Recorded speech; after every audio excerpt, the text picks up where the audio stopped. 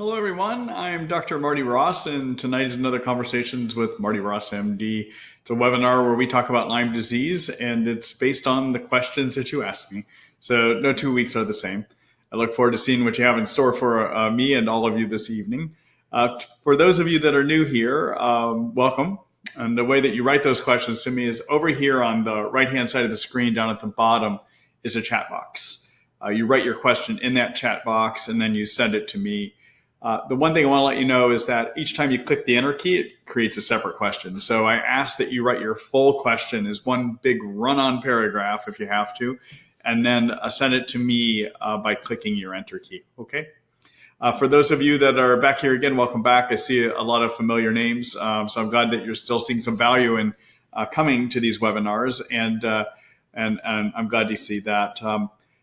One thing I haven't asked anyone in a long time is if you are getting value out of this, it would be great if you would share that with people. When you get the invites from me, if you'd send it on to other people so they would have the ability to participate in these webinars as well, too. And I'd appreciate if you would do that, too.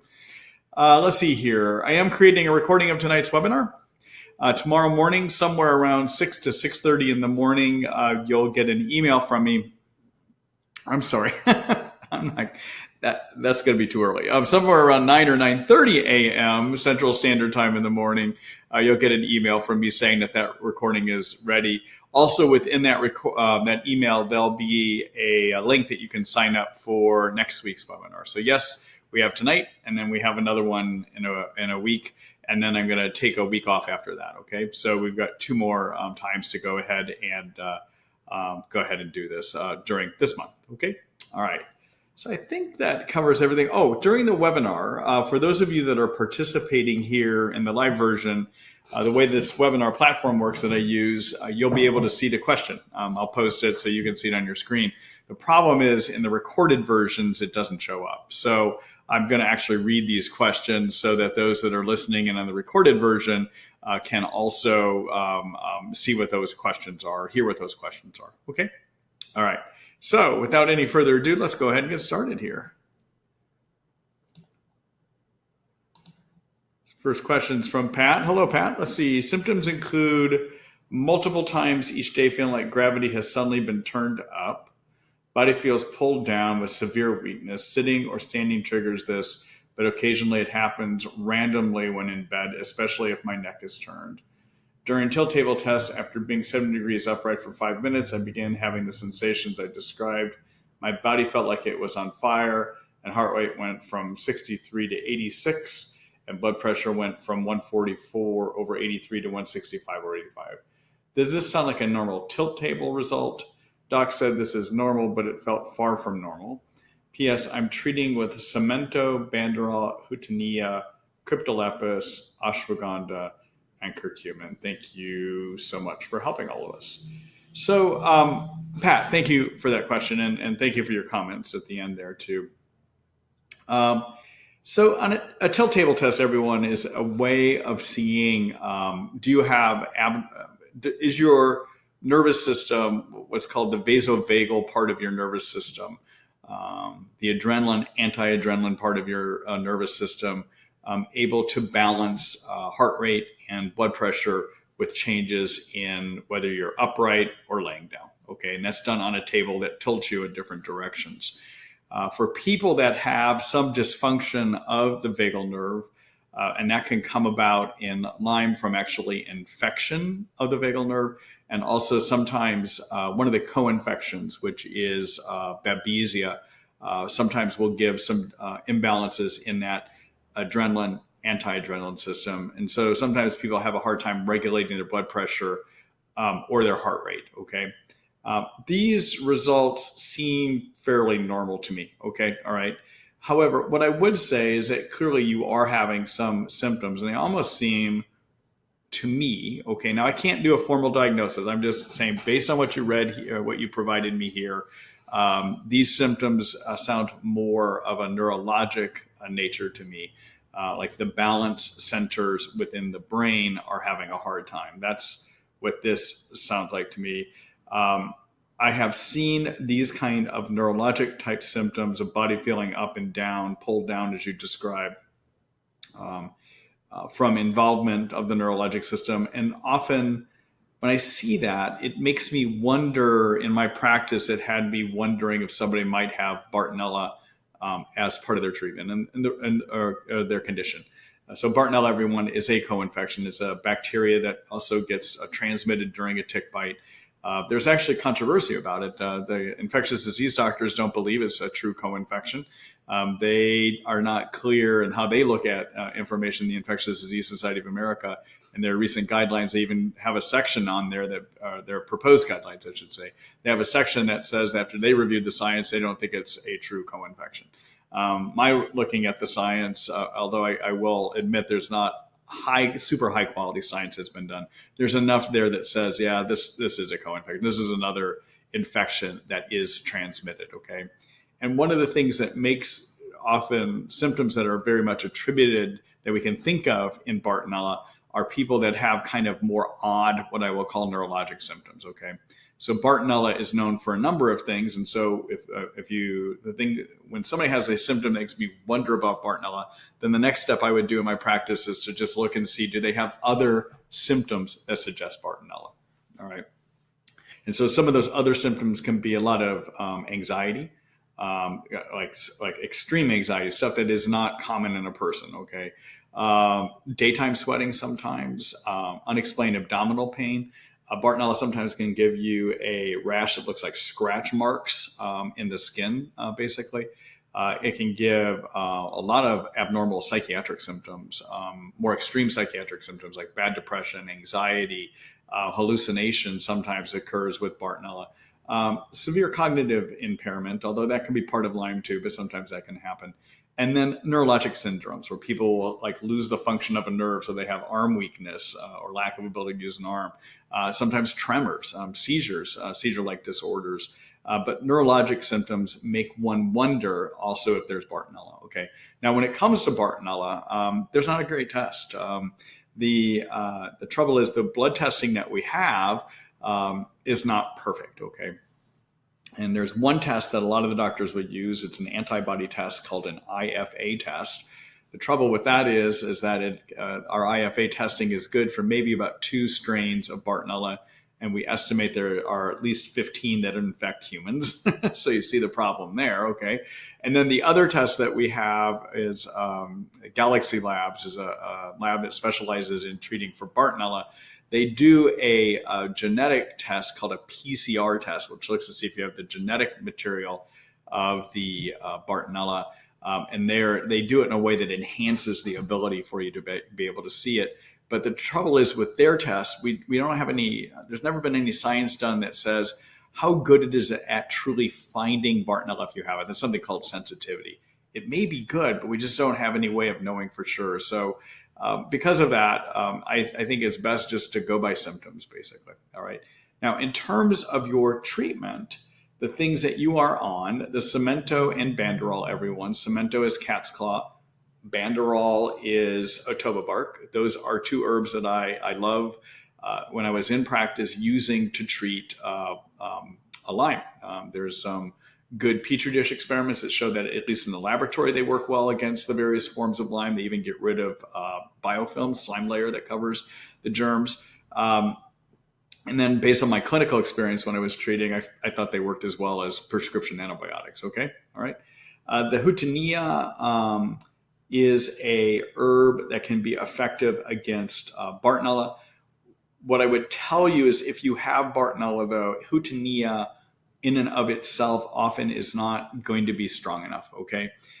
In fact, when I looked at Bartonella, I have an article I'll show you here in a minute, but there are prescription antibiotics. And usually what I found better was to use 2 prescription antibiotics at the same time. That would work about 80 to 85% of the time to get rid of Bartonella. And then the herbal options that are the best would be to use Houttenia combined with something called Sida acuta. And that herbal combination seems to work about 70 to 75% of the time. Okay. And then finally, this cryptolepis that you're on is something that can be used to treat babesia. I can't tell whether you have babesia here or not. And again, I'm not diagnosing you with Bartonella. I'm saying it's something to consider just based on what you read here. Okay. I would have to ask you a lot more questions in person to figure that out. The ashwagandha that you're on balances the adrenal system, helps the thyroid work better. It's also known as an adaptogen, helps the body deal with stress. And then that curcumin, as many of you know, is something that I suggest to people and have used it successfully in people because it helps lower inflammation chemicals called cytokines that people have in Lyme. Okay. So back to your question. I mean, it's a lot of explanation. I just want everyone to understand what this treatment is that you're doing. I'm not clear. I don't think from what you wrote here, there is a good possibility this is not a heart issue or a problem with the vagal nerve regulating your blood pressure. It sounds more neurologic to me. And that raises the question, could Bartonella be here? Okay. All right. Those are things you should talk to your physician about though. Okay. All right. Good luck to you, Pat. Thank you for that question. I'm going to do a quick screen share here, everyone. All right. So first thing we're going to take a look at my Lyme disease information site. You all are familiar with this. It's Treat Lyme by Marty Ross MD.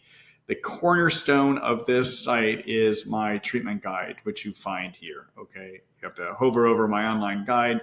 And then if you have questions about anything related to Lyme, I probably have written something about it. Okay. And I've organized it into sections. So in terms of how would you treat Bartonella, take a look at the infection treatment plans section. And take a look at this article here called Kills Bartonella, a Brief Guide. And in here, I do talk about various prescriptions that I recommend. But in the third tier of treatments, those that work about 75% of the time would be the Hootenea plus Sida acuta here. Okay? All right. And I tell you how to use them there as well, too.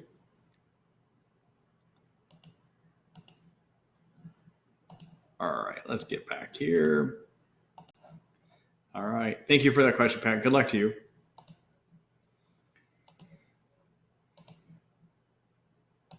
Hello, Jen. Let's see, I'm trying to get off of Malarone and onto herbs instead. I have been on Malarone for over 2 years. I'm so tired and want to do mitochondrial repair, but cannot take coenzyme Q10 if on Malarone. Jen, I'm trying to see if there's a second part there. Hold on here a minute.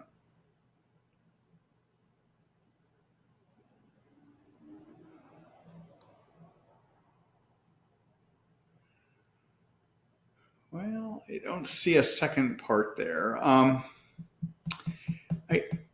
Jen, it's hard for me to answer something because I don't see what the question is. So I'm sorry, I won't be able to answer. The only observation I'll make is what Jen, Malarone, everyone, is a anti-malaria medicine that we use to treat babesia. Okay, and it's got two components to it. It's got something called atovaquone and another drug called a quinine derivative called proquinol in it. Okay, the problem with coenzyme Q10 is that it interferes with the correct functioning of the atovaquone.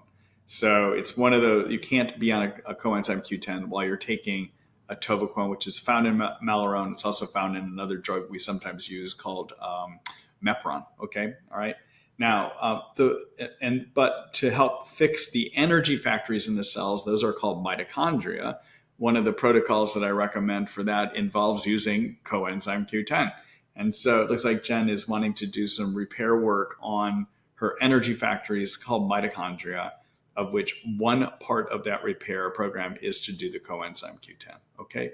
All right. So I'm going to do a quick screen share here. Jen, I can't see what your full question is, but I'm going to point you to two things that you might want to take a look at. Okay. I'm going to kind of guess what the question might have been. I'm also going to do this to show people some resources here too.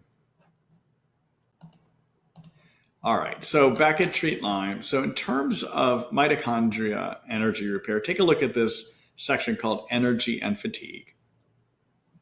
And then there's an article here called How to Fix Mitochondria and Get Energy in Lyme. Okay.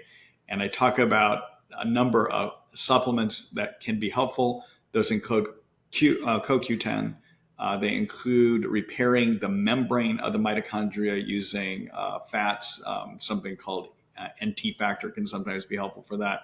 And then also using a good antioxidant that helps improve the functioning of mitochondria. That's something called glutathione. I talk about all of that within this article and about how to use those. Okay. All right. Then for a person that's looking for alternatives to treating babesia, you can take a look at my guide called Kills Babesia, a brief guide. And in here, I, just like my babesia article, I break things into different tiers of effectiveness. Tier one of those combinations is this atovaquone-proquinol combination, which would be a malorone combination. Okay. All right. In tier two, I do have some herbal options, of which one of those is the cryptolepis, which is something to consider. That was asked as part of the first question tonight. But another herbal option is artemisinin, and I discussed both of those here as well too. Okay, all right.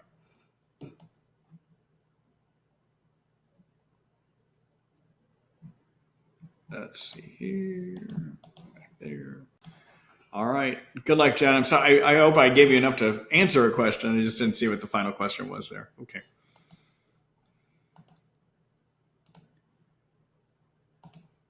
Hello, Bill. Let's see. Hi, Marty. I have been on antimicrobials for 2 years for Borrelia, Bartonella, and Mycoplasma, and I was able to avoid any GI upsets using multiple probiotics. I got complacent with the probiotics and developed an acute onset of gasiness and bloating. Have tried nystatin for 1 month with no change. Then I did 1 month of nystatin and diflucan, no change. It does not seem to matter what I eat. The gasiness and bloating develops after supper, with a big blowout after breakfast, then a normal stool, and I'm comfortable for the rest of the day with a good appetite. Have you ever found 1 month of nystatin and diflucan was not long enough for yeast? I am back on Corbiotic, HMF Forte, BioK, and Saccharomyces boulardii. Thanks. So, Bill, so if this is yeast, and I'll come back to that if part here in a minute, there are some times that diflucan nystatin doesn't work. So the average length of treatment I found that can be effective when you're trying to treat too many yeast living in your intestines is that an average takes about a month with a nystatin diflucan. There are, if I've done that with somebody in my practice and they were not over their GI symptoms, but I was still pretty sure that it was yeast giving that problem, then I might go a second month of that. Okay. Now, having said that, I want to let you know that we are starting to see more resistance developing to diflucan. So sometimes if I was in a situation as you're describing, and I still was pretty sure somebody had yeast, if I were to go a second month of a targeted treatment using nystatin, instead of doing the fluconazole, which is diflucan, I might look at using something called itraconazole. I might look at using something called ketoconazole. Those are other drugs in the same family that can sometimes be helpful, okay, because we are starting to see some resistance, okay? So in terms of thinking about, is it yeast? When people have been on antibiotics for a while and they start getting a lot of GI issues, one of the things it could be is that there's too many yeast that grew in the intestines, okay? Other things that make me consider if somebody has too many yeast is, did they have a decline? Because often if you have too many yeast in the intestines, that those yeast trigger the immune system to overproduce inflammation cytokines. And for those of you that have been on my webinars enough, you know that Lyme disease symptoms are actually due to excess cytokines. So if you have another syndrome which is causing your immune system to make too many cytokines, it can mimic looking like your Lyme got worse but really it's another thing causing too many cytokines, okay? So one thing to make you think about too many yeast is, have you had a decline lately? Okay. Second thing is increased sugar cravings. Third thing is feeling a lot worse after having sugar. Okay. Fourth thing is increased brain fog. Fifth thing is, I think we're at number 5, but another thing is if you have too many yeast, they release toxins that get absorbed into the bloodstream in the intestines. Those go out and interact with the skin. And in some people, it can lead to pimples and acne, or worsened eczema type reactions or rashes in general, okay? And so those are all things. And then in a female, possibly having a vaginal itching or vaginal discharge. Also, nothing to make you think about yeast is if you're starting to have difficulty swallowing, it feels like things are catching in the food pipe. That sometimes could be a sign that you got too many yeast up here as well too, okay? All right. Now, what the science says is there's no clear guidelines on the most effective time to treat. If you look at the literature, it says the scientific literature, some saying it says 30 days should always be enough. Some says you need to go longer. I have found at times you need to go longer. Okay. All right. Now, I like what you're doing with probiotics. You're using, so this probiotic mix, the core biotic is a spore-based probiotic or a soil-based spore-forming probiotic that is made up of spore-forming bacteria that come from the soil. They help the good bacteria in our intestines do better at gaining a foothold, okay? They may even actually populate the intestines to a degree. The HMF forte is made up of the same kind of bacteria that would live in our intestines. So those two complement each other. And then the Saccharomyces boulardii is actually a healthy yeast, not a infectious yeast, but a healthy yeast that also can help with intestinal function as well too. Okay, all right. So everyone, I'm going to do a quick screen share here. I'm going to just show you some resources to take a look at later if y'all are so inclined. And so in terms of an article, so I do have a section just on yeast here in my treatment guide. And to see if you might have yeast, take a look at this article, A Silent Problem, Is It Yeast? I just rewrote part of it. And so it's one of my latest articles. That's why you're seeing it there. And then to look at treatment options, you can take a look at this article called Kills Yeast, A Brief Guide. In here, I talk about both herbal and prescription options, okay? And then the treatment we were talking about is one of these that's an azole plus nystatin, and that's the diflucan with nystatin, okay? Now, the other azoles that you can use are this ketoconazole and the itraconazole that I was just talking about there, okay? I think, yeah. And so down here, I've talked about that we're starting to see more yeast resistance to fluconazole. And then I talk about other options, of which itraconazole that I was talking with you about is one. But you could take a look through this section here to see what those other ones are. Okay? All right.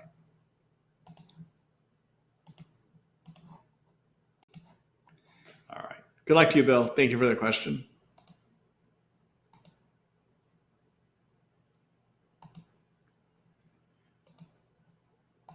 Hello, Lori. First, thank you for the info on Biocide and LSF and all the help you give everyone. You're welcome. Let's see. I am wondering if there are any good product approaches to severe joint bone pain from Lyme. Okay. Let me just throw out some things to consider. Okay, and to really tailor it more specifically for you, I would need to ask a lot of questions. And so some of these ideas, I would suggest you talk with your healthcare provider about as well too. Okay, all right.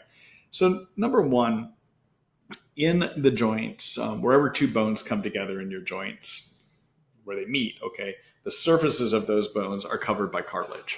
And cartilage has two functions in a joint. Number one, it covers the bone so that you don't get bone rubbing on bone.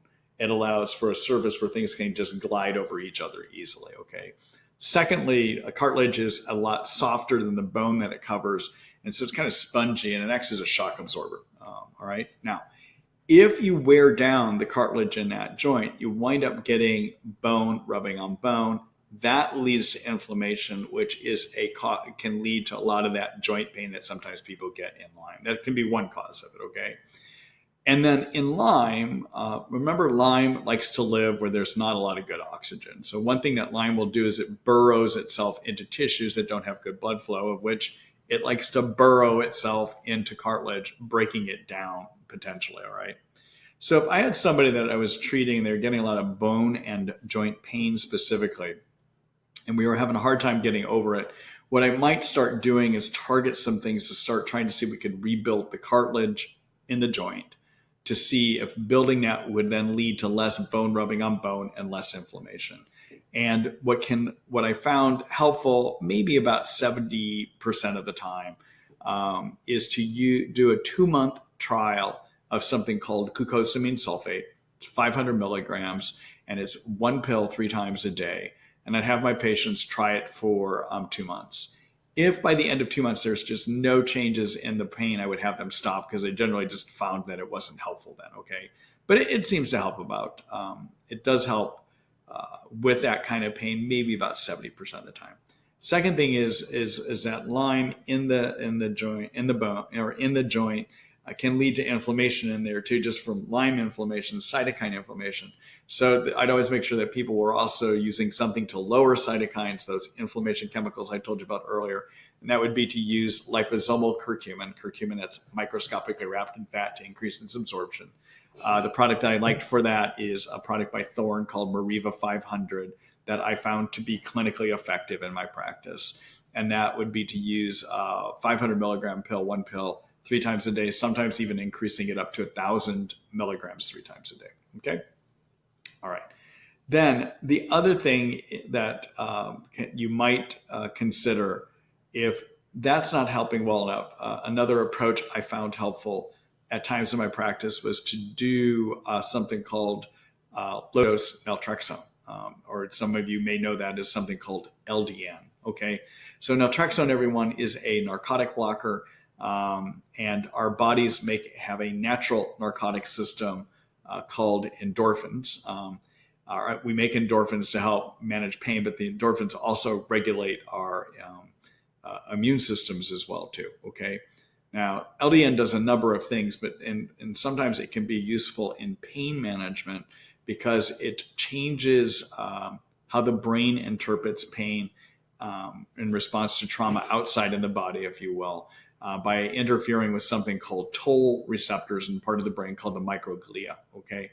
And I have found that helpful at times when other things weren't working for bone pain, all right? So you'll need to read more about that. I'm just giving you a quick summary here. But let me show you the article on that one, the low-dose naltrexone, so you could take a look at that.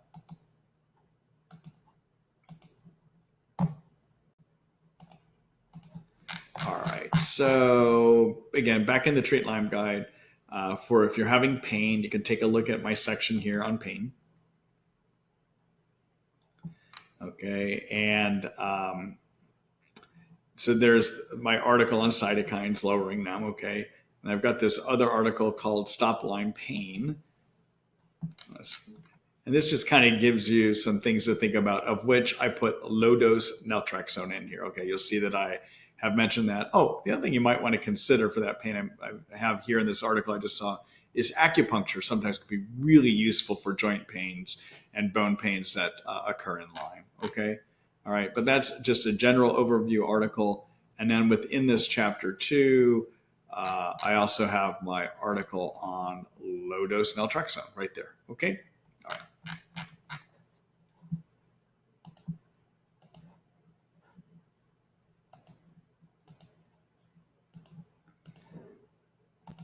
All right. Good luck to you, Lori.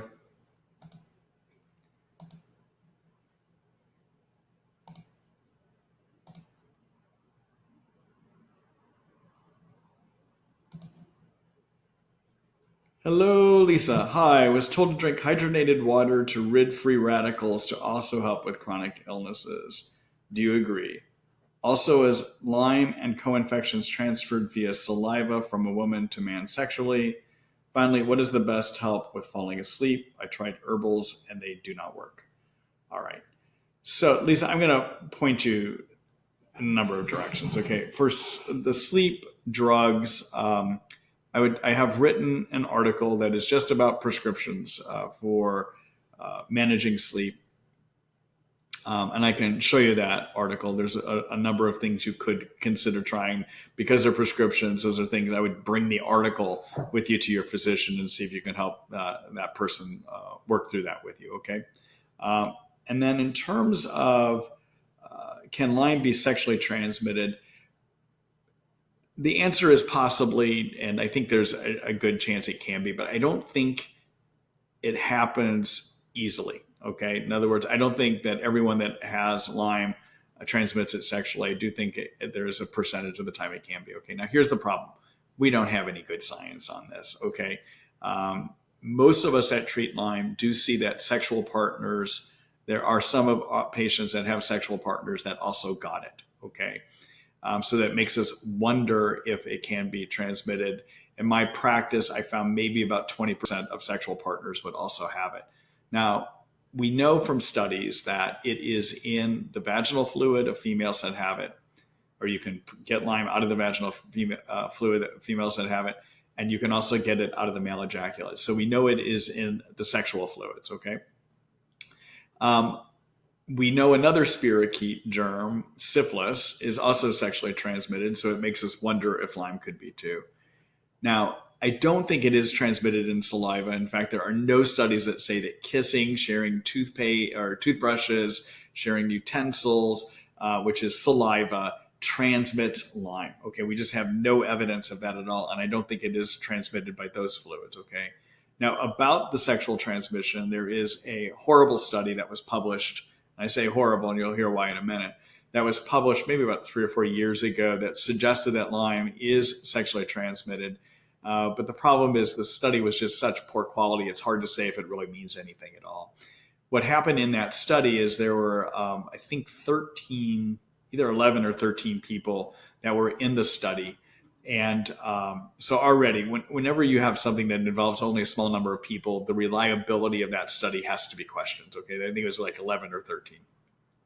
In the study, they looked at the male ejaculate, and they looked at females, and they looked at their vaginal fluid, and they were able to decide if there was Lyme in those fluids and the specific strain of Lyme that was in those fluids. Okay, so of the people in the study, 6 of those people were in couples. All right, so 3 different male-female couples. And in each of those couples, they were determined to have identical strains of Lyme. And because of that, and their sexual fluids, okay, because of that, the researchers concluded it probably is sexually transmitted. And then one of them went on to say that we have more to fear in our bedroom than we do in our backyards in terms of getting exposed to ticks. And I think that's a little bit of a stretch. Okay, so here's the big problem with that study. When you're measuring something in a female's vaginal fluid, that either got there because it came from a woman's blood into her vagina, which means she is the Lyme is actually in her blood. She has Lyme in her blood, okay? Or if she's got it in her vaginal fluid, it's because her male partner recently deposited it in her vagina, and that strain that is in there, maybe that we're measuring his strain that will never even infect her, all right? So what's in the vagina, because in the study, they did not control for when the last time was the male ejaculated into the female. We have no idea if what they were really measuring was a recent sexual act of the man depositing sperm in the female that will never even infect the female, or was it really something that was in the female herself that she had gotten in the past from her partner that moved from the blood into the vagina. So the study is unreliable, basically. All right. Okay. Let's see here. In terms of the question of free radicals helping with chronic Lyme, I don't think we have enough information to say yes or no to that. All right. In some other illnesses besides Lyme, it is possible, but not because Lyme already has the imbalances in Lyme. Without going into the whole science of it, I just question if hydrogen iodide was going to make any difference for people with Lyme. Okay. All right. Thanks for the question.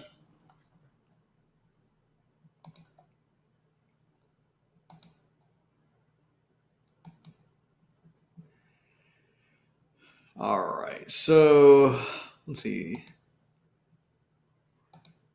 Lisa has a question also about antabuse, and I'm going to set that aside for later. Okay, we'll come to. I just briefly looked through the question board earlier, and I think there's another question coming up that we'll look at.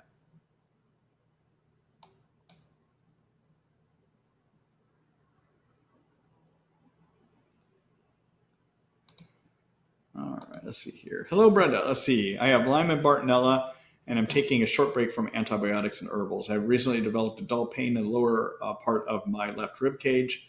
The pain radiates from the back to the front. Have you heard of these symptoms with Lyme disease? I understand you can't diagnose, but would appreciate any insight that you could give me. Thanks for your help. Brenda, it's hard to say what that is. People with Lyme get all kinds of aches and pains. So could it be related to Lyme? Maybe. It could also be in that area. It could be a deep muscle strain. Kidneys are in that area. It's something that if it's bothering you, it's probably better that your healthcare provider take a look and do some exams, including even look at your urine to see is there any blood in the urine that might be coming from the kidneys, for instance. So I would suggest getting that looked at. Okay. All right. It's not specific for Lyme, but could it be due to Lyme, meaning pain in that area? Yeah, it could. But we have to be careful in Lyme disease that when we don't always put our blinders on and think that when somebody has Lyme, it's always due to Lyme. Okay. All right. The symptoms that they have. All right. Thanks for the question. Good luck to you.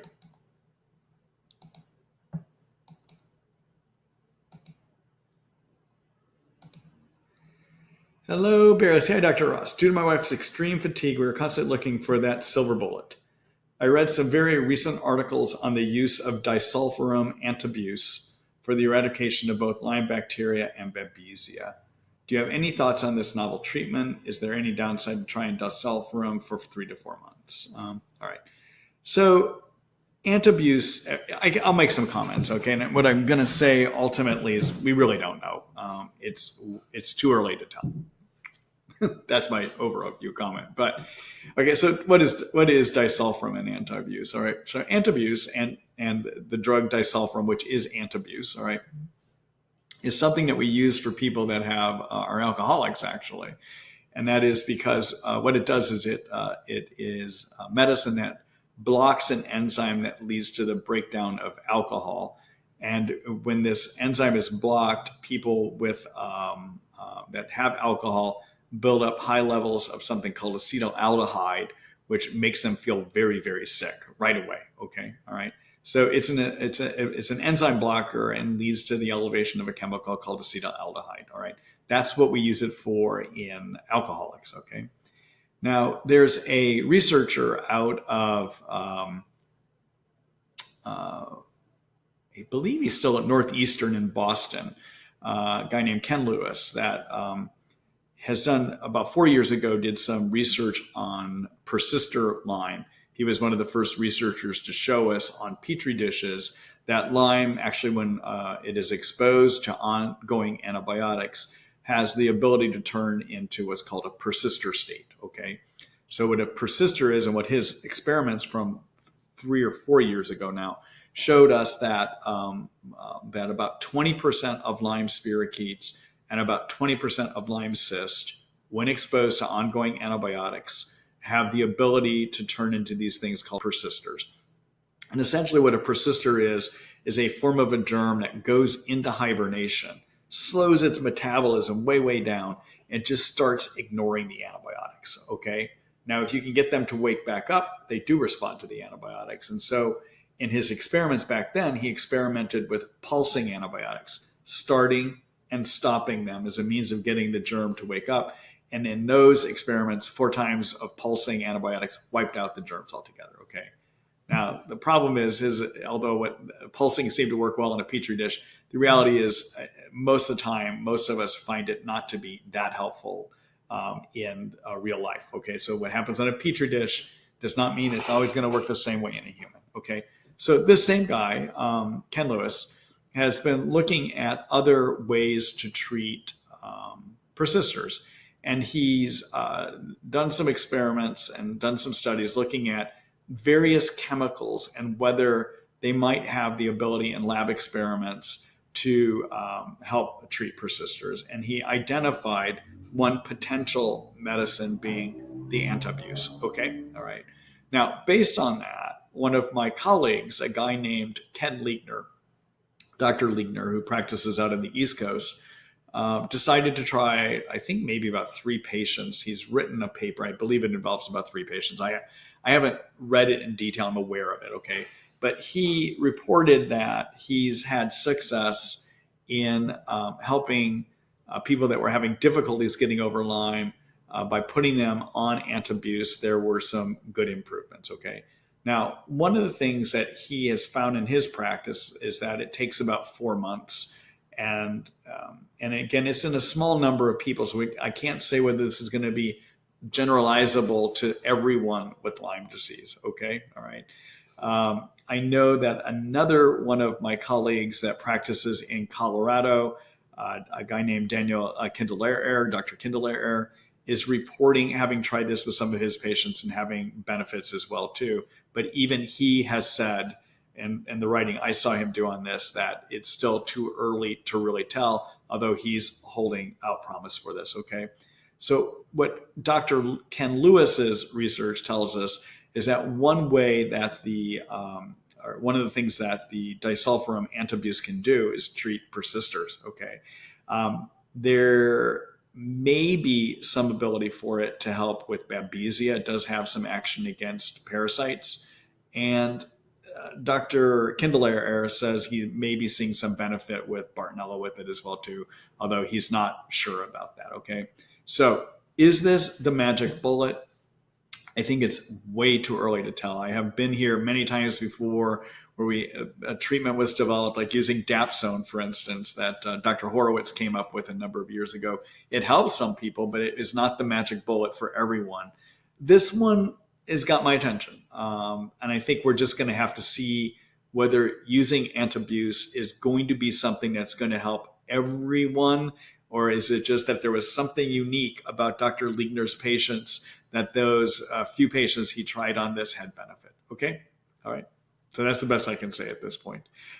Is there any downside to using it? I mean, you can't drink alcohol when you're on it. So you have to watch what you're taking and limit those things that have alcohol. Beyond that, you have to do some liver studies periodically, make sure your liver is handling it okay. But beyond that, I don't see any downsides to using it. If you do use it, you have to realize it's considered to be kind of an experimental treatment at this time. Okay? All right. Thanks for that question, Barry.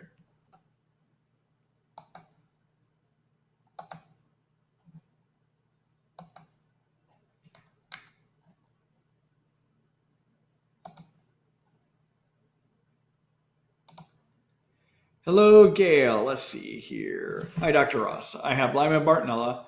I had sent you a photo of my toes, which all doctors say is a vasospastic condition. They are not getting better.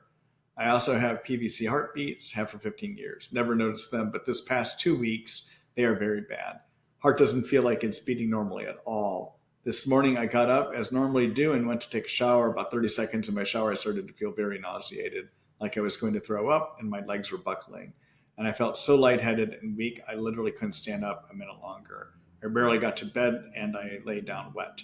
My ears had very loud and high pitches buzzing. I managed to get blood pressure cuff we have and sat at the desk with my arm heart level and palm facing up. My blood pressure was 80/38. Took again was 79/54. My pulse was 50. I just took it again, and my blood pressure is 103/55. Pulse is 64. I have low BP, but never something like this. Can Lyme or Bartonella cause this? Could the low BP create a reduced blood flow in the body and be causing the vasospasms in my toes and painful soles all day? Maybe cyanosis in my toes. I know the connection may be a stretch, but I can't help but thinking they are related. Also, my toenails turned brown in 1 week period, and I assume that's due to lack of oxygenated blood nutrients. Thank you for all you do, Gail. So, Gail, it's really hard for me to say exactly what's happening with your toes. Okay, I just want to say that. I know you're trying to figure it out, but what you have described here, and again, I can't diagnose for sure, I'm just going on your explanation, okay, is that when you went into the shower, it triggered some type of what we call a vasovagal reaction. And that is that in certain situations, whether it's a lot of heat, sometimes when people bend over, when there's coughing, sometimes it triggers what we call a fainting or vasovagal reaction, which is this nerve called the vagus nerve up here in the neck that is supposed to regulate your blood pressure and your heart rate.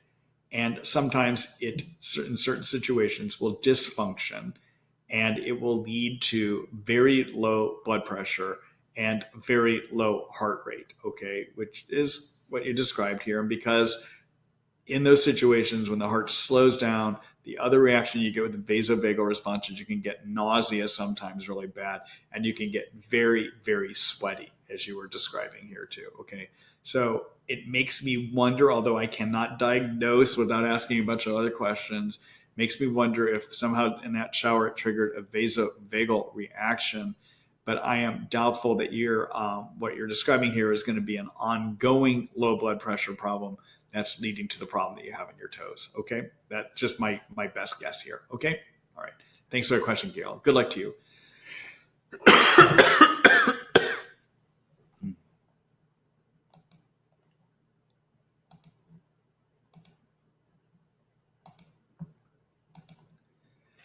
Hello, Mark. Hold on here just a minute.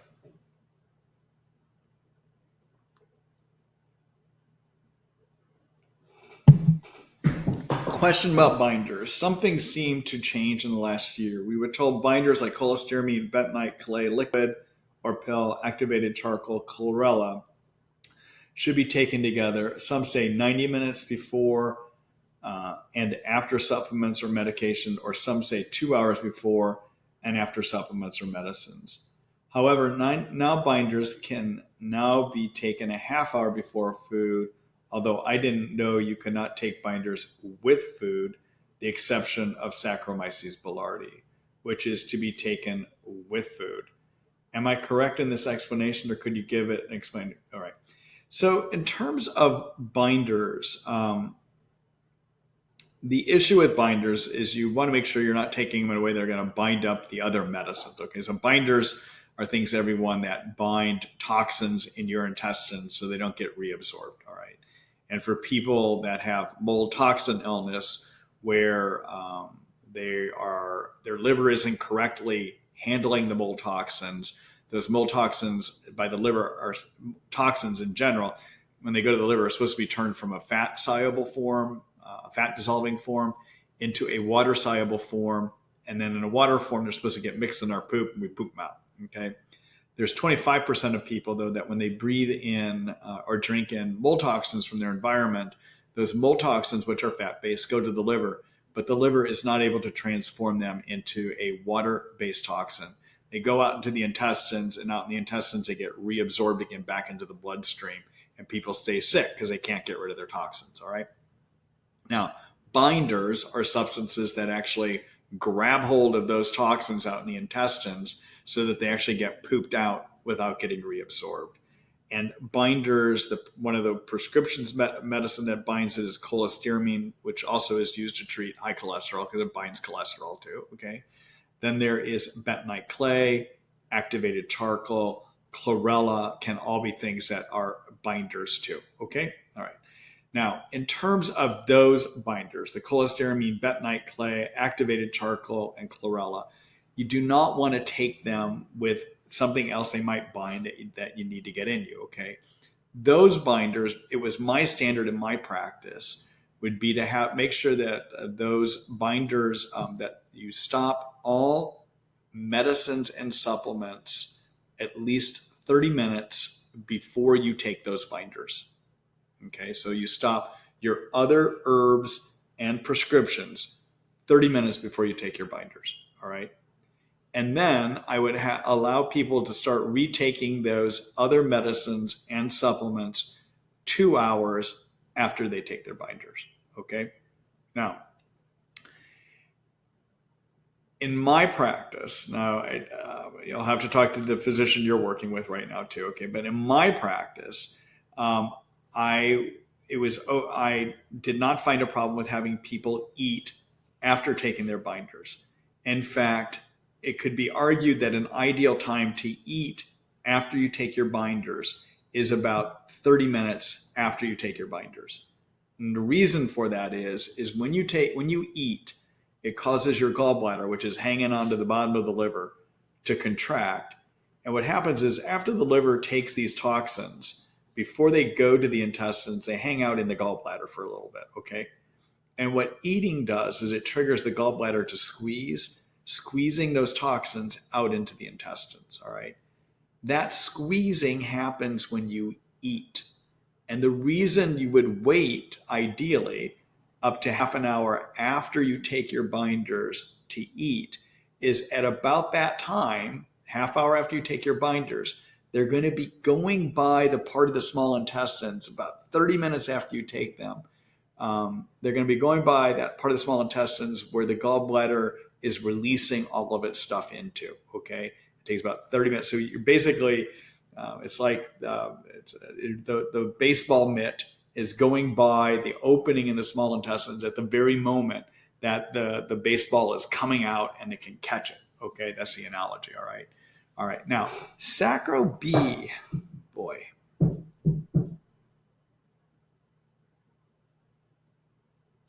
See, the Sacro B, I think can be taken with food. I don't think there's a problem with that at all. Okay. All right.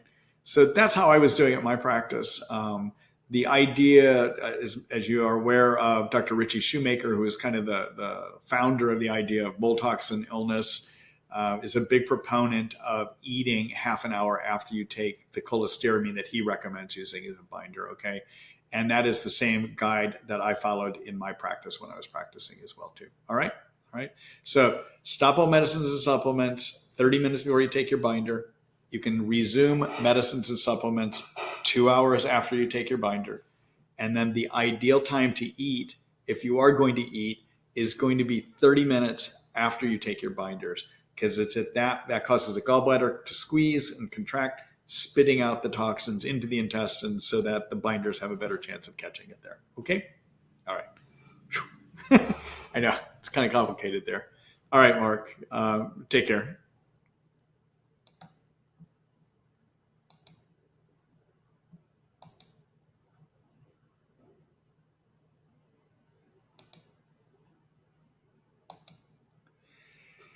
Hello, Jamie. Let's see. How do you treat people who have mold exposure? Is total avoidance even possible? That's a good question. All right. So again, the idea of mold toxin illness is that 25% of people, so 75% of people, you can live in mold surroundings and probably would not have trouble. Okay. But 25% of people have a genetic programming defect where they cannot break those toxins down. All right. Other people, though, I will just relate a different issue outside of mold toxin illness. And that is sometimes also when you're exposed to mold, it can trigger an allergic type of reaction. You can feel badly for that too, okay, which is something separate than the mold toxin illness, all right? So there are varying degrees by which people are really compromised by this. There are some people that can have absolutely no mold exposures at all because they really, even with binders, have a hard time dealing with it. And there are people that advocate just a radical removal from anything within binders. You may be familiar with a guy named Brian Rosner. Google him, Brian Rosner, Rosner. He's recently written a book. He's a writer and he's had Lyme disease. He's written about how to use Rifing with Lyme because it helped him at one time. He has a publishing house that publishes a lot of resources about Lyme. But I think it was about 2 years ago, he discovered that he had mold toxin illness too. And after having difficulty dealing with that, he wound up, I believe, buying a camper and going and living in the desert to totally remove himself from any mold toxins, basically. And he claims good benefit from having done that. So there are some people that have to go to that extreme. Not everyone does. It all depends on the person, basically. Okay? All right. Thanks for the question, Jamie.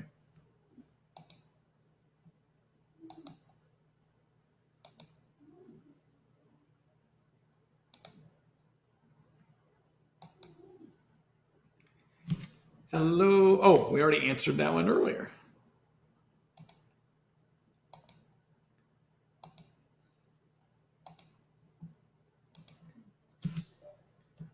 Excuse me here just a minute.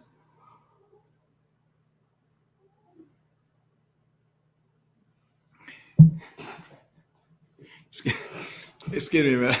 My two Basenjis are sleeping right over here. One of them is snoring. Just a moment here. Let me stop the snoring. It's making me hard to hear. Thank you.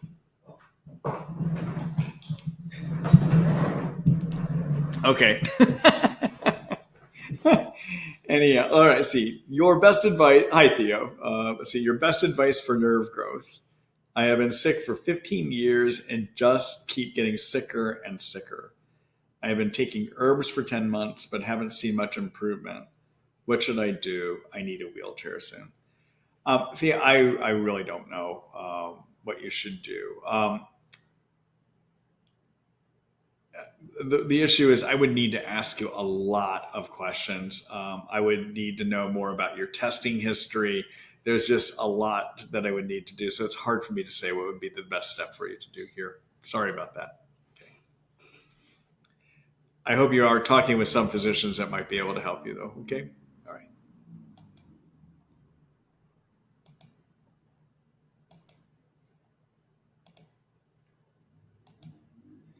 Hello, Chris. Hello, Dr. Ross. Can I have a Herx reaction taking Sida, Acuta, and Hutania with Bartonella? Good question. So a Herx reaction, everyone, is basically the immune system sees dead bug parts when you start killing germs and reacts to those dead bug parts by making more inflammation cytokines. Okay. Now, as many of you know, as I said earlier tonight, and I say on every one of these webinars, is that when we say somebody has Lyme disease symptoms, what they really have are symptoms of too many cytokines.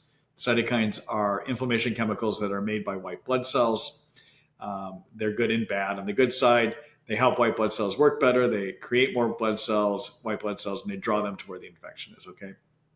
But in excess, they make you hurt all over. They give you brain fog. They give you severe fatigue. They cause confusion. They interfere with how the hormonal systems work. I can go down the list of what we call Lyme symptoms. They're really too many cytokine symptoms, all right?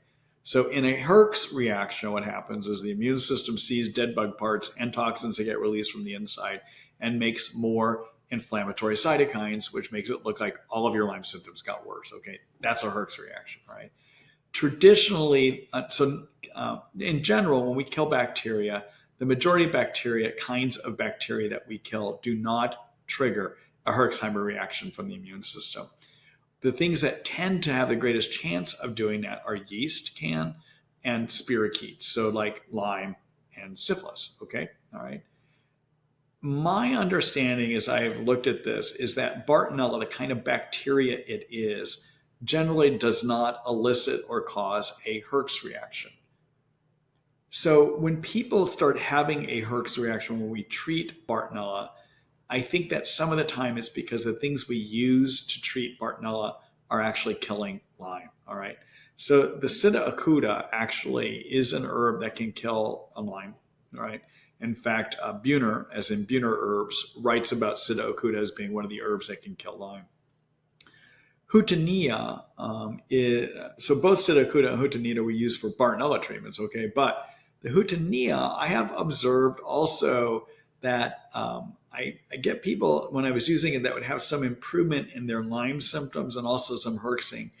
Even though I would not use it as a targeted herbal antibiotic to treat the Lyme germ infection, I believe that Hutania has some ability in some people to kill Lyme, all right? So my understanding is that when somebody has a Herx on Sida and Hutania, it's probably not from killing Bartonella, but rather it's from their effects that they can also kill Lyme to some degree. Okay?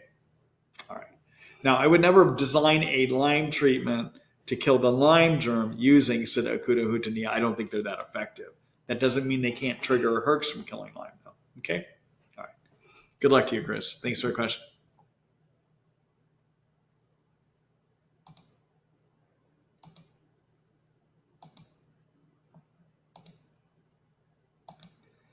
Hello, William. Do you have any protocols for treating Lyme when a person has multiple mold infections? Thank you.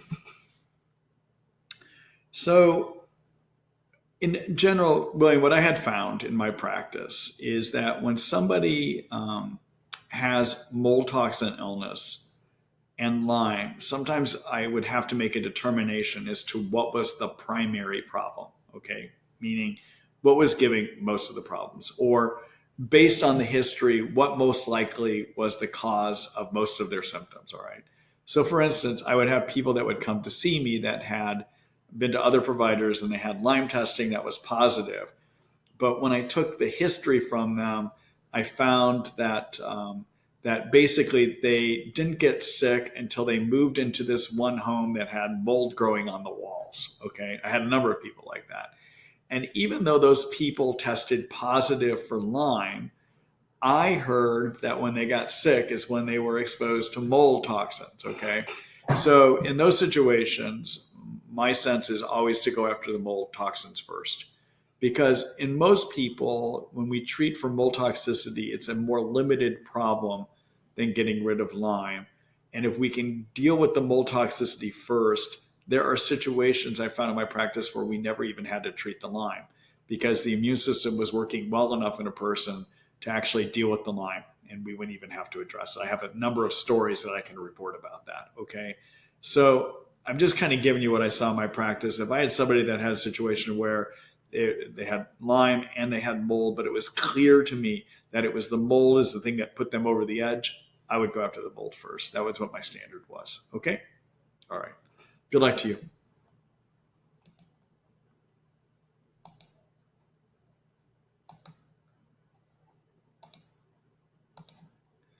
Hello, Deborah. Let's see. After many years of both urinary and gastrointestinal problems, my son was recently diagnosed with Lyme and Bartonella.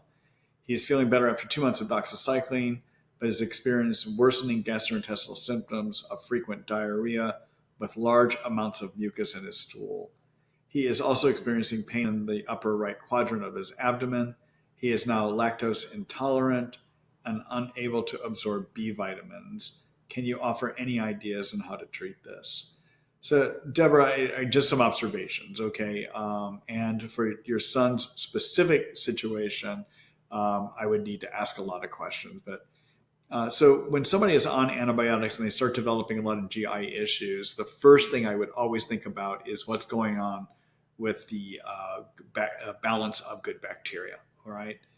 One of those things to think about is when and that is because antibiotics, when somebody is on them, will wind up killing good bacteria that live in the intestines. And this can allow two things to happen. One is it can allow the normal yeast that live in the intestines to grow too much. Second thing, though, is that in knocking down good bacteria, when you knock down good bacteria help with digestion. Okay, they actually do some of the food digestion. And if you don't have enough good bacteria to do food digestion, it leaves microparticles of food in the intestines, which then can attract water into the intestines, leading to these mushy kind of problems too, okay? And I said there's two problems. There's actually a third problem. The third problem that can happen is there is a normal bacteria that lives in our intestines, which is called Clostridium difficile. And C. difficile is what it's called for short, or C. diff for short. When it grows too much, and it can after you've been on antibiotics, it's one of those weird bacteria that will grow too much. If we knock down the good bacteria that line the intestines, the C. difficile decides it's going to grow too much, and it will start releasing a toxin that can give a lot of crampy abdominal pain and even give diarrhea issues as well too.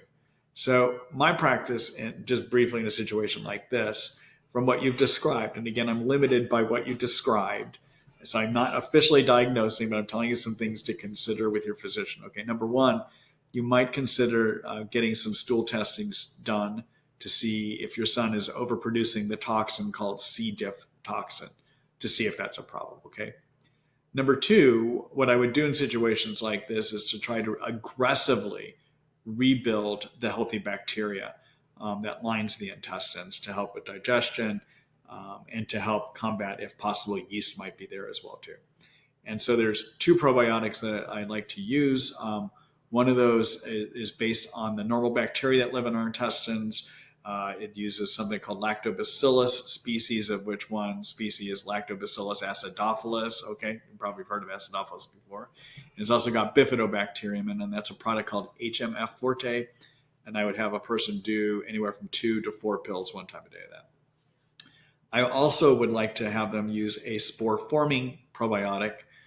Spore-forming probiotics come from the soil. They're not normally in our intestines, but they seem to support the good bacteria that live in our intestines to work well.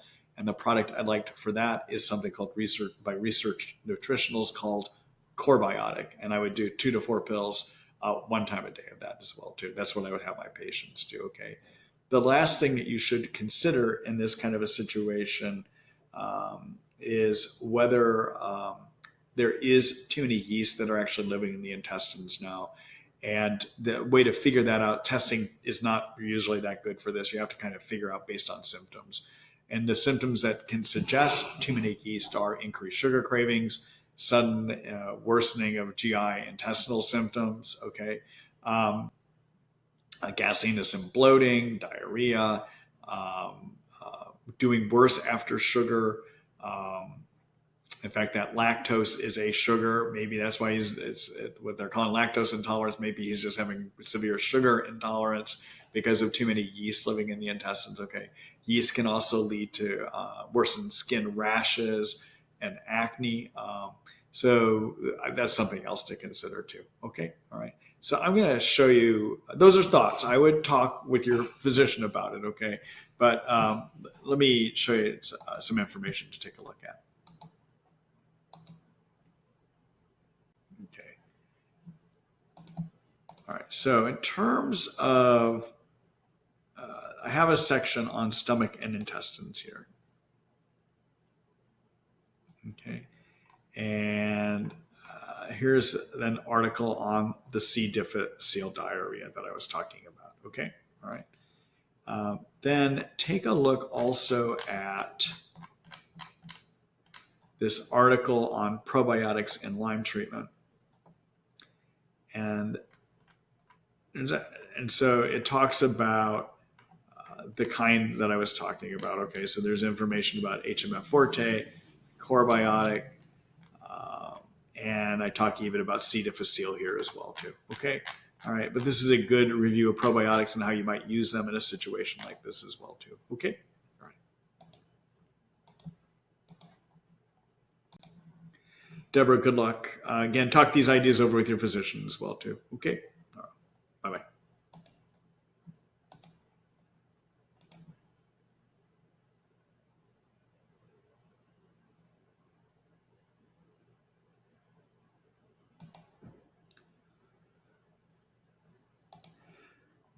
So there's a second part here. So your son is under the treatment of a gastroenterologist and will soon have a second endoscopy and colonoscopy to explore the possibility of Crohn's or celiac disease.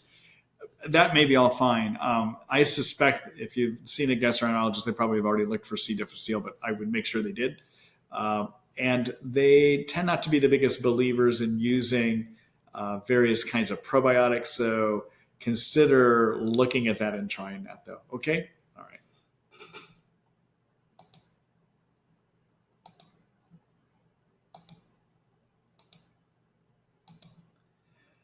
Hello, Elise. Let's see. Hello, thanks for all your help. I have, you're welcome. I have Bartonella and Lyme and relapsing tick-borne fever plus EDS, I think you mean Ehlers-Danlos syndrome, MCAS, which is mast cell activation syndrome, and SIBO, which is small intestine bacteria overgrowth, okay? And side effect of dysautonomia, bad neuropathy, etc. I take some herbs that you have recommended. Lyme doc keeps treating me for mast cell, then SIBO. Worst results he ever saw, he said. So neomycin plus rifaximin twice, and finally going to start clarithromycin, but I feel certain I have candida. SIFO, and so have been told to just do rifampin. Does that seem okay? I'm doing Banderol and Cemento. Also, Lyme doc mentioned possibly adding Dapsone. What are your thoughts on Dapsone? Okay. Let me start with the Dapsone question here first. So I have a whole article on Dapsone. I'll show it to you here in a little bit. Dapsone is a drug that has been used primarily to treat leprosy. Okay. So what's the relationship between Lyme and leprosy? All right.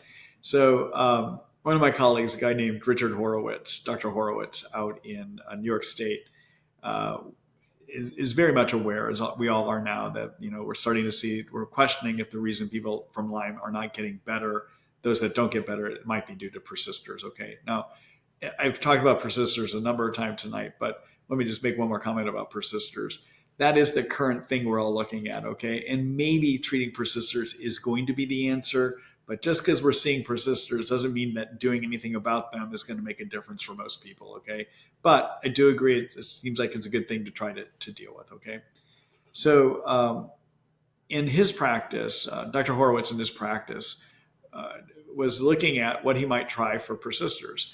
And he looked at the world of leprosy and saw that there was this drug called Dapsone that is used in the world of leprosy. And so he ran an experiment. And I believe he's done a couple experiments now, but the initial one was on 100 patients in his practice that were people that were having a hard time getting better, and about half of them had Babesia as part of it too, okay? And in his study, he was able to show that there was average improvements in this really sick population. About 57% of people had improvements, okay? And that's what got reported, and everyone thought, aha, Dapsone is the new wonder drug, right? But his data is very interesting because it also shows that even though 57% of people got better, the improvements only ranged about on average of 10% improvement of the various symptoms, all right? So yes, it can help, but in the majority of people, it's a small help, all right? But people really got caught with the idea that 57% of people got better, all right? So Dapsone can be helpful, but it has some downsides to it too, all right? And that is, it can cause it has a side effects that look like a Herxheimer reaction, all right? So sometimes people feel a lot worse overall. Part of the reason they may also feel worse is that when you use Dapsone, it can trigger severe Herx reactions too. Horowitz, in some of his more recent information, is advocating that people go all the way up, I believe, to 200 milligrams a day of Dapsone. I found it very hard to get most people over 50 milligrams because of the side effect issues. And in his own studies, only 57% of people were able to tolerate the medicine. That means 33% had to stop due to the side effects, okay? So given how tough of a time you're having, I am not sure if Dapsone, if I were treating you, I'm not sure if that kind of a harsh side effect profile drug is something I would add in, but I could understand why your physician might be looking at it, okay? One other observation that you might want to consider talking about with your physician is something that might help both with persisters and also has herbs in it that are useful for treating a SIBO. And that is to use a product called Biocidin. And I'll show you where you can take a look at information on that as well too, okay? Let's see here.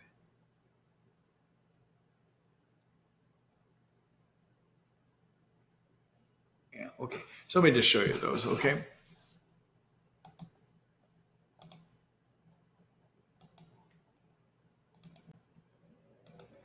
So in my practice, if I had somebody that was having a lot of drug tolerance issues, SIBO, but their Lyme wasn't getting better, one of the herbs that I would take a look at is an herb called Biocidin.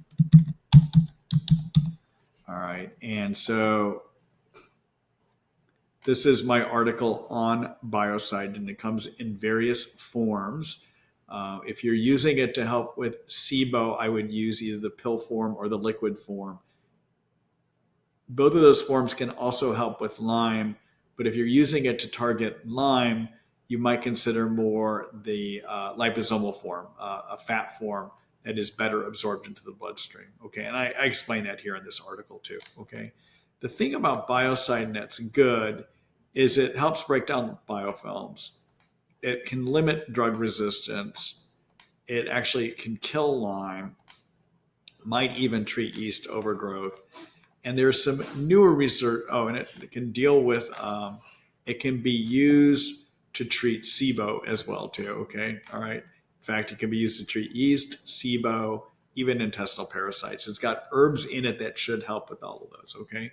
So take a look at this. Now, one thing I would say that you should be aware about Biocidin, it also has there's newer research on essential oils that is showing that some of the oils that are in Biocidin can be effective on a petri dish against persister Lyme, okay?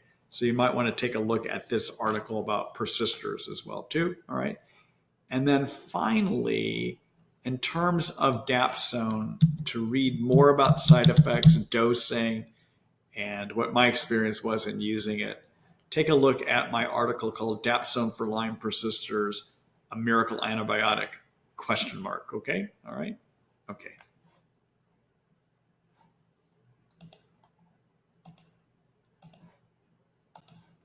All right. I just want you to have information you can talk with your physician about. Okay. All right. Good luck to you.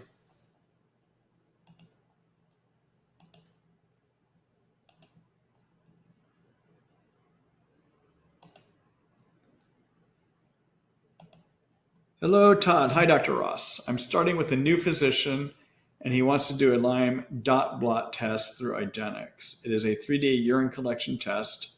I have to collect urine on days 3, 5, and 7 for a total of 3 samples.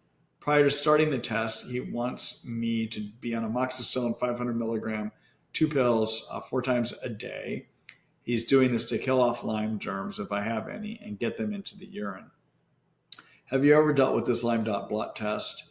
He wants to go with this test because my regular blood test keeps coming up negative for Lyme.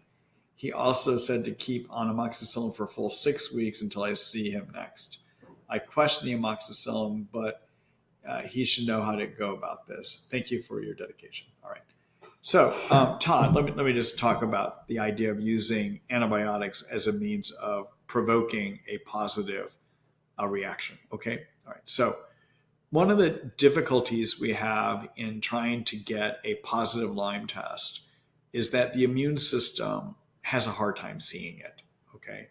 And so the Western blot test, which is a test that most of us use, is a test that measures whether your immune system is making antibodies that attach to various proteins found on the covering of the Lyme germ.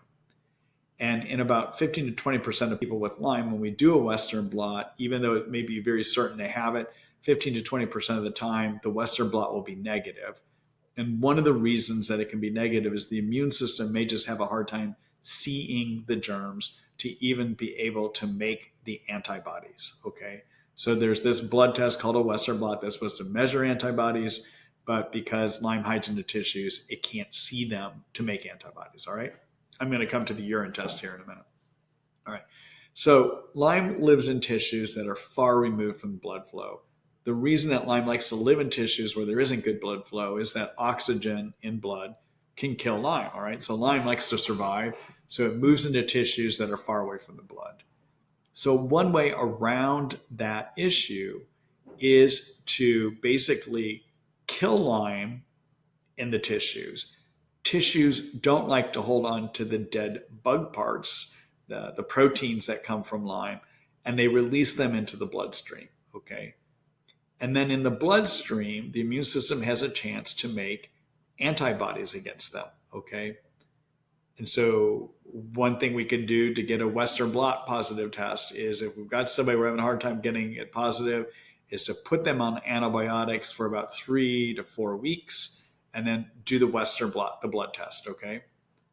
Another way to do it is to do this dot blot test, which is a way of measuring, do you actually have Lyme proteins in your urine?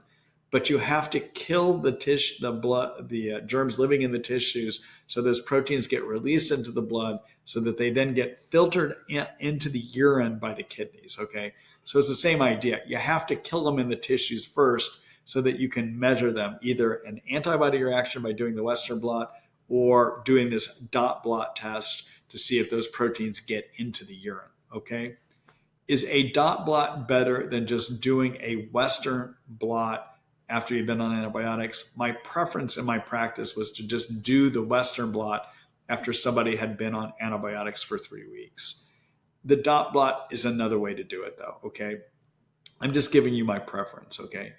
The idea though of using antibiotics first, and then at least for about 3 weeks is generally what I would do, is a good idea if it looks like you probably have Lyme, but no testing is showing it, because it's a way to provoke a release of those Lyme proteins into the bloodstream so they either show up more in the urine, okay, or so they body test, the Western blot test might show them as well too. Okay. All right. I hope that gives you some answers on that. Good luck to you.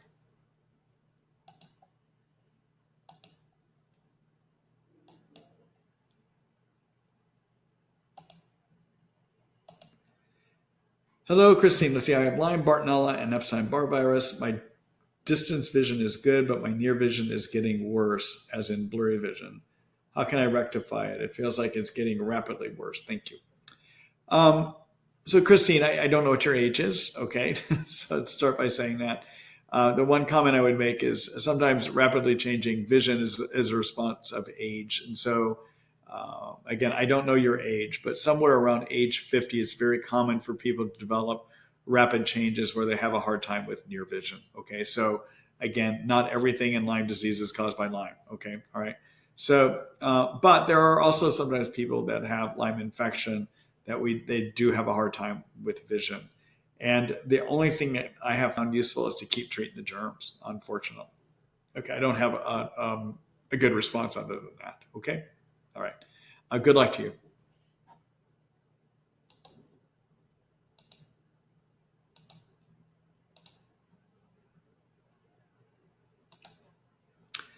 Hello, Megan. What do you think about using AL complex from BioRite formulas as a challenge or therapeutic provocation to test for Lyme? Thanks. So, Megan, I know some of my colleagues will do it. I have just never been a big believer or user of the Byron White formulas. I haven't found them generally effective. Okay. So even using them to challenge, I'm probably the wrong person to ask. I'm just not a big believer in the whole Byron White formulas. Okay. Best I can say. All right. Good luck.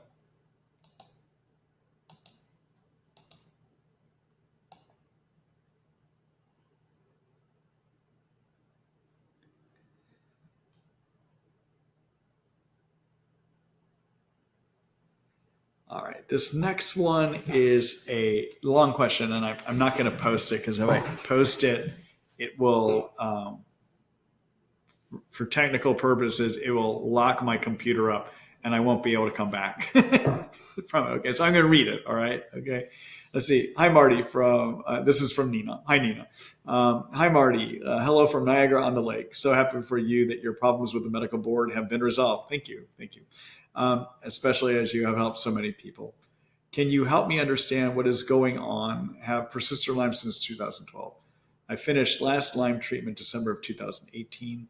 I felt 8 out of 10. Since then, I take a THC oil, L-theanine, and valerian for sleep, Biocidin LSF, 1 pump a day, probiotics, ashwagandha, synthroid, Mariva magnesium, NT factor, energy, NAC, ALA, eat healthy organics, and paleo, mild exercise, Tai Chi, and walking. However, 8 weeks ago, slowly feeling worse. Insomnia plus anxiety increased and energy decreased 10%. I thought it was cytokines due to Lyme, and I was about to start Banderol and Cemento. Note: there were no sugar craving, gas or bloating, no pain on soles of the feet, basic blood work normal. Thyroid function, B12, magnesium normal, and ferritin are low and normal. But then 6 weeks ago, I crashed almost overnight with energy and cognitive levels decreasing 50% or more. It was within 2 to 7 days of getting hair color. I think that was reason, and a short visit at friend's house with moldy basement. Now even gentle Chai Tea class is difficult. My intuition thinks I should treat for heavy metals with DMSA. Let's see. I'm just reading down. So what are your thoughts or concerns? Do you think this is a good plan?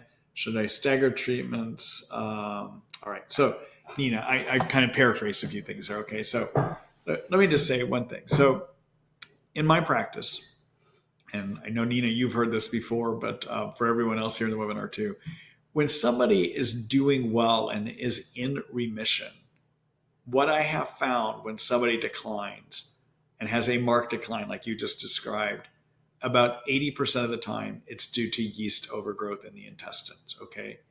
And so, and the reason is, everyone, is having been on herbal antibiotics and even prescription antibiotics to treat Lyme, after you stop those treatments, you're still a setup to develop too many yeast. And that can even occur 2-3 years down the roads. I have found it. Okay. Now, Nina, the biocidin that you're on, I know you're using as a preventive to keep Lyme from coming back. And it can be something that treats yeast. However, I have found at times that even on biocidin LSF, sometimes yeast do grow too much in the intestines, okay? So you did review your symptoms. You tried telling me with your symptoms that you thought about yeast and that you don't have a lot of symptoms of yeast, okay? So symptoms that make somebody think of yeast, everyone, would be increased sugar cravings. A severe crash makes you think of yeast, okay? Even if it happened after mold, getting hair coloring, those may just be added things that happened, okay? Let's see. So things that make you think about yeast are having a severe crash. That just makes you think of yeast right away because it's 80% of the time a severe crash is due to yeast, okay? And then increased sugar cravings, gassiness and bloating, changes in the skin, skin rash, and vaginal itching, vaginal discharge, okay? Now, in my practice, when I was treating somebody in a situation like this, Nina, if they came in and they had a bad crash and I still didn't have a good sense that it was due, that they didn't have all the signs and symptoms of too many yeast, I might still treat them for too many yeast anyhow, because there is nothing else I'm aware of that would give this dramatic of a change that quickly. And even when there weren't too many symptoms of yeast, I would find good response about 80 to 90% of the time. Okay. So I know from working, from your questions in the past, you know what to do for too many yeast. But even though I know from a symptom standpoint, you're suggesting with your question that it doesn't sound like too many yeast, and there was the hair dye, and then there was this moldy basement. My approach that I have found helpful in situations like this before is still treat for yeast. Okay. It just is. That seems to make the big difference. Okay. I would start with that. What I have found in my practice would be to start with that kind of an approach first for about 4 weeks.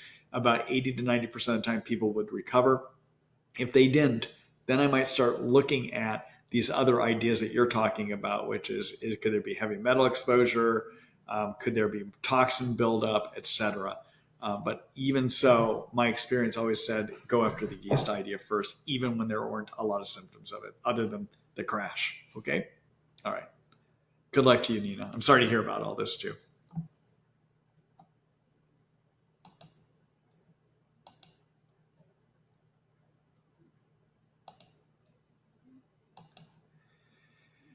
Hello, Bonnie. Let's see. I have Lyme, Bart, Babesia. I've been treating 2 years. Love my LMD. Been in remission a few times, except when September comes. Relapse every fall. Last relapse lasted 8 months. I'm so scared of September. Why does this happen? Bonnie, I don't know. I don't have a good response for you. I might be able to figure out if I can sit down and visit with you for a long period of time, figure out what's going on different in your life throughout the various seasons, etc. But I can't tell from just this kind of a question here. Okay. All right. Good luck to you.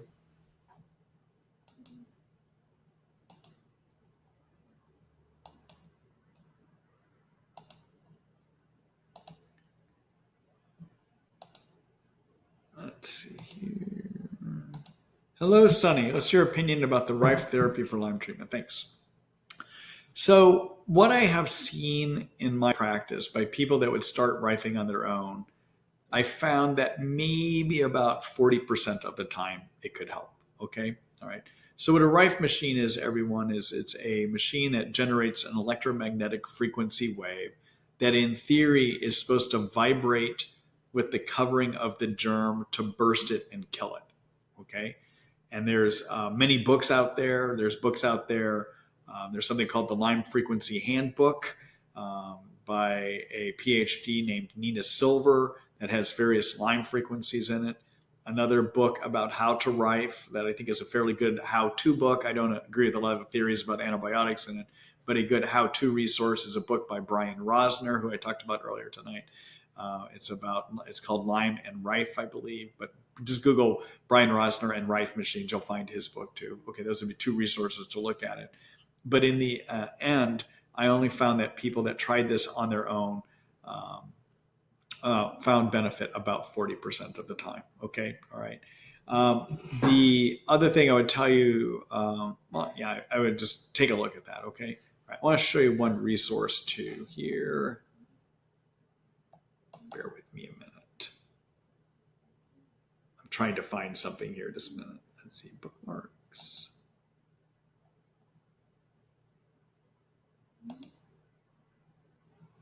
Okay, yeah. So let me do a screen share because I want to show you a website that has some information about this as well too. Okay. Let's see.